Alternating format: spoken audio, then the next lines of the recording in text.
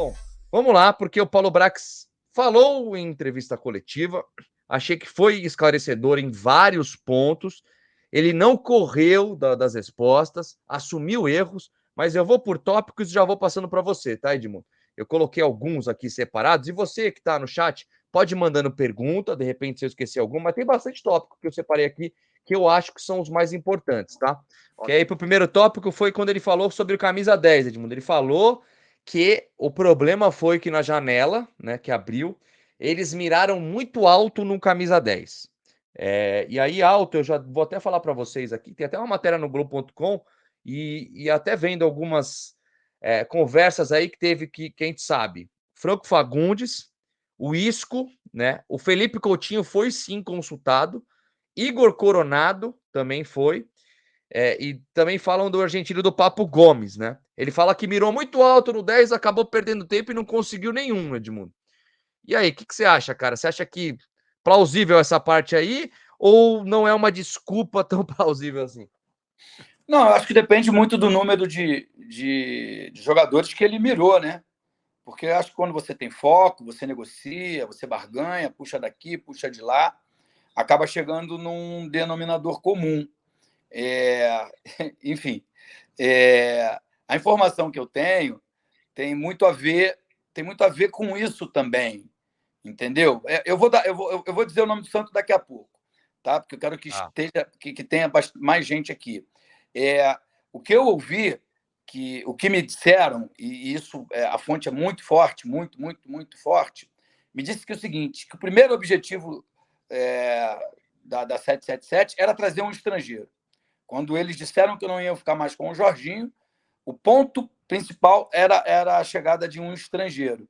Então, eu acho que isso também dificulta a contratação de um jogador. Porque primeiro eu preciso ter o técnico, para depois o técnico me dizer se aceita ou não.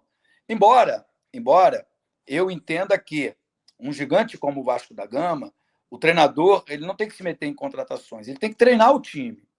Né? Depois, eventualmente, durante a temporada, eu preciso de um lateral, preciso de um zagueiro, preciso de um ponta, porque vai caber, vai ser muito bom para o meu esquema, aí eu acho justo. Mas, num primeiro momento, a formação de elenco tem que ser o clube que tem que decidir. Por quê?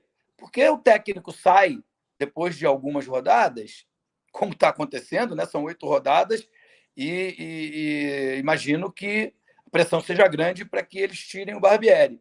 E aí vem um outro técnico, pede mais 4, 5, 6 contratações, e por isso que os clubes no Brasil estão endividados. Mas, enfim, é possível que isso tenha acontecido, sim, tá?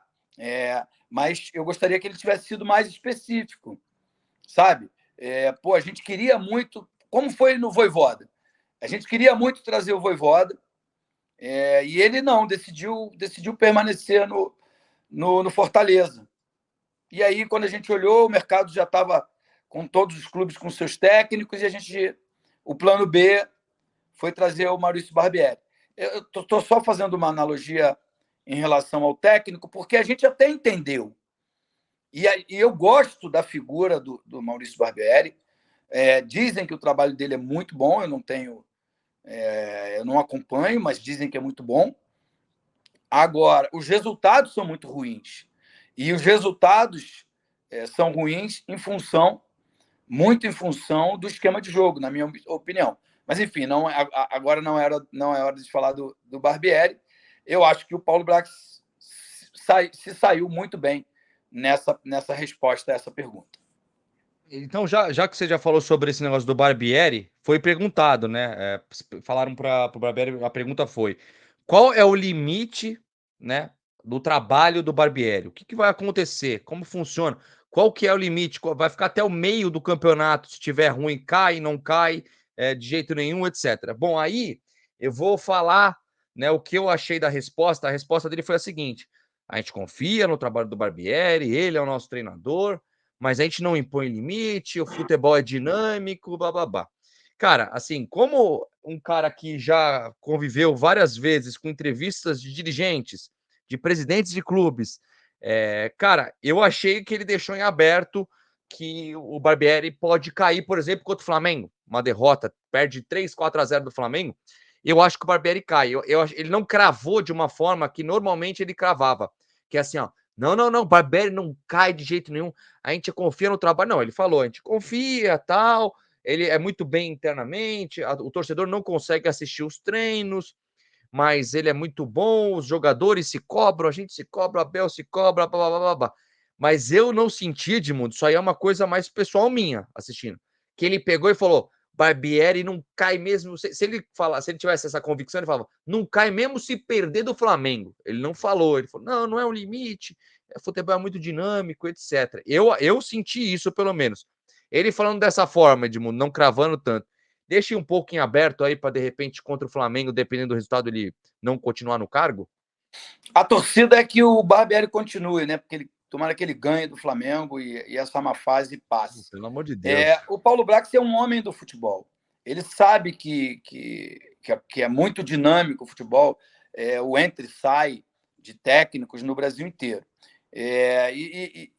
Se acontecer de ser uma falha de algum jogador e o Vasco perder, o Vasco sair na frente e, por algum motivo, tomar virada, e for uma derrota normal, eu acho que aí ele segura o Barbieri. Mas se for aquela derrota acachapante, 3, 4, 5-0, aí fica insuportável de segurar, porque aí a pressão da torcida vai ser gigantesca.